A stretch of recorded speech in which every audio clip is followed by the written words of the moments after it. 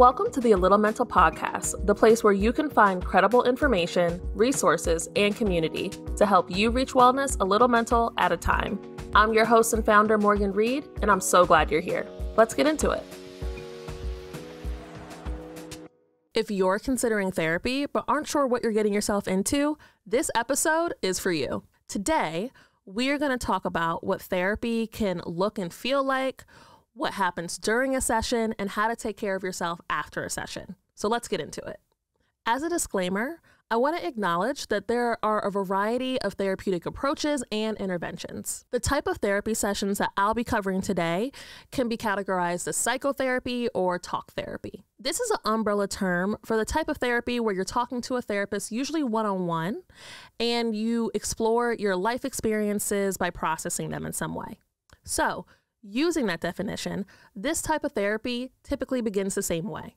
By that, I mean your therapist will start by checking in with you at the start and see where you decide to take the session. The variety of pathways the session can go is up to you and where you start. You can start your sessions by bringing up any recent events, thoughts, or feelings that may be most present for you in the moment. For example, let's say your younger cousin just got married. Now, you may name the wedding as an innocent update to your therapist, but as you begin recalling the day, you start to remember how your other family members kept bringing up the same joke about how your cousin was getting married before you and how you haven't been in a relationship in a while. You also recall that your ex was there at the wedding because he's friends with the groom. And you also remember that your grandmother told you to watch your portions when you got up to get seconds at the dessert table. And by the time you're done telling the story, you realize that ever since the wedding, you've been thinking about whether you'll ever be in a relationship again, whether you should follow your ex back on Instagram,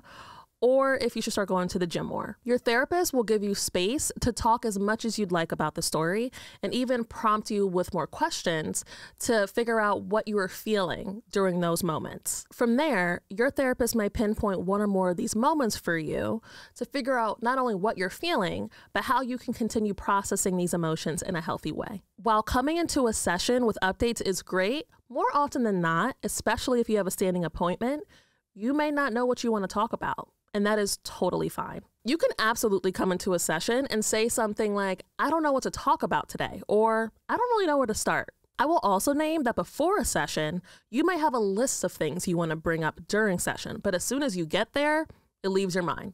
And again, that's totally normal. Frustrating, but normal. So as a quick pro tip, as you're thinking of things that come up before your session, write them in your phone in your notes section, so that way you have a list to go to if you forget. So again, if you name something like that, like you don't know what you want to talk about today, this will usually cue your therapist to bring up something that you've brought up in the past or to ask a reflective question to help get you going and get your mind processing. So sometimes they may ask reflective questions like, what has your dating life been like since we last spoke? Or how has moving back in with your parents been? Now, your therapist isn't trying to force you to talk about things or get a right answer from you. Again, they're asking these questions to prompt you to talk about areas you may have not fully worked out yet with them or things you may have yet to bring up with them. So, when it comes to a therapy session, it's up to you where you want to start. You can bring up any recent events, thoughts, or feelings, or if you don't know what to talk about, you can allow your therapist to bring up reflective questions or past situations to get you going. Now, let's get into what can happen during the rest of your therapy session. For one thing, you may feel a lot of emotions throughout your session. It could be one emotion or a series of emotions. I have literally laughed, cried, and cussed out pretend people all in one session.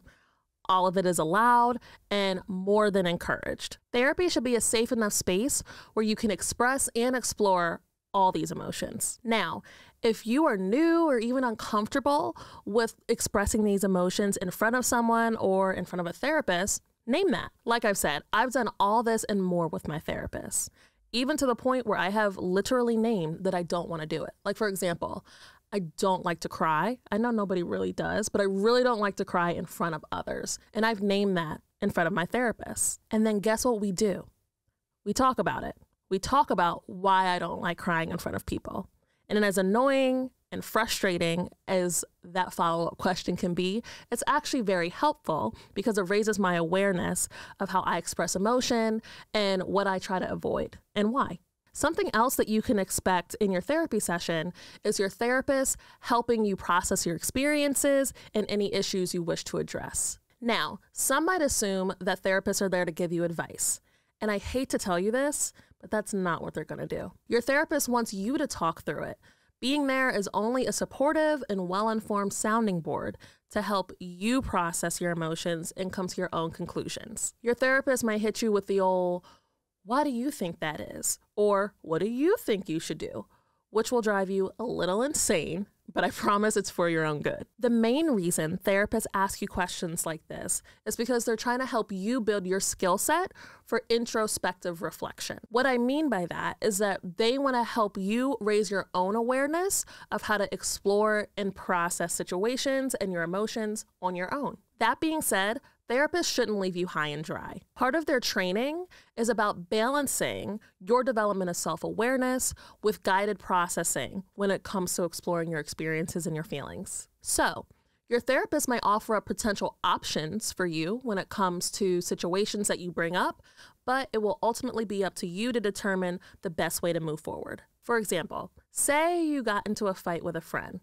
You haven't spoken in a couple of days, and you're not sure how to navigate the conflict. You may literally say to your therapist, "I don't know what to do about this situation. What should I do?" Now, your therapist may follow up with additional questions like how you feel about the situation, what exactly happened, or even what buttons of your own were pressed during the situation. They could also ask you about what would make you feel better. So when I bring things up like that and I say, "I don't know what to do," or "I don't know what to say," my therapist typically follows up with, "Well, what do you want to do?" or "What do you want to say?" This often leads to the emotions I talked about before, where I'm laughing, crying, and cussing out pretend people. Which, if you've ever had pretend arguments in the shower, you know how good that feels. But unlike your shower monologue, working it through with your therapist can help you find healthy and authentic ways to address a situation outside of shadowboxing the water all night. Again, depending on your therapist and their approach, they may have you role play the conversation that you wish you could have had with your friend.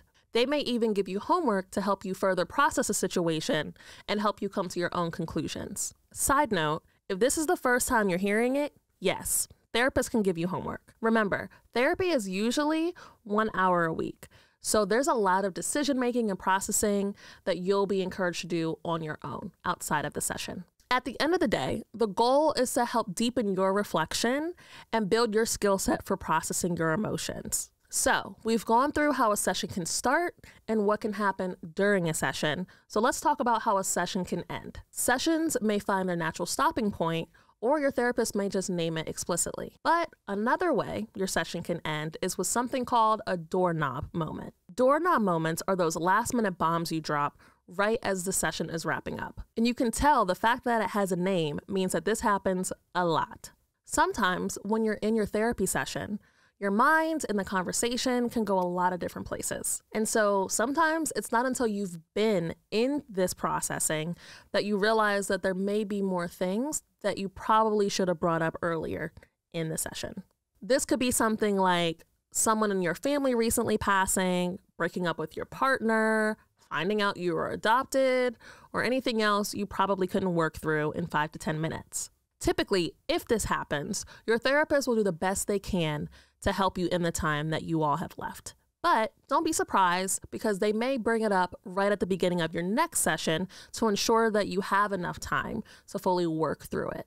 Okay, so we've hit on how a therapy session can start. We've talked about what to expect during a therapy session. We've talked about what happens when a session ends. Now let's talk about what can happen after your session. Therapy is kind of like an emotional workout. Sometimes you'll come out of it feeling great. Other times you may come out of it feeling emotionally sore or vulnerable. Just like stretching and resting after a physical workout, therapy also requires aftercare to maximize its effect. So for example, if you like to write, journaling may be a great way for you to process what you just talked about. Other times, it may be helpful to replenish yourself by eating or drinking water. Or sometimes you may just need to clear your head. So taking a walk or listening to music or doing both. It's for this reason that I would strongly suggest that you give yourself at least 30 minutes between your therapy session and beginning the rest of your day to give yourself time to decompress, but also fully acknowledging that that's not always possible. So let's consider everything we touched on today. We broke down how your session can start, whether you have something on top of mind or you don't know where you want to start. We talked about what can happen during a session, including processing your emotions and building your skill set for introspective reflection. And we talked about how a session can end, whether that can come to a natural stopping point or navigating what's called a doorknob moment. And then finally, we talked about how we can take care of ourselves after our session to maximize its effect and impact. Therapy is what you make it, but knowing what you're getting yourself into beforehand is also really helpful to know. So if you want to learn more about what to expect in therapy or where to find different therapists, go to our website at A.Little.Mental.org, and you can follow us on social media on Facebook, Instagram, and TikTok at A.Little.Mental. Thanks for listening, and don't forget to be kind to yourself today.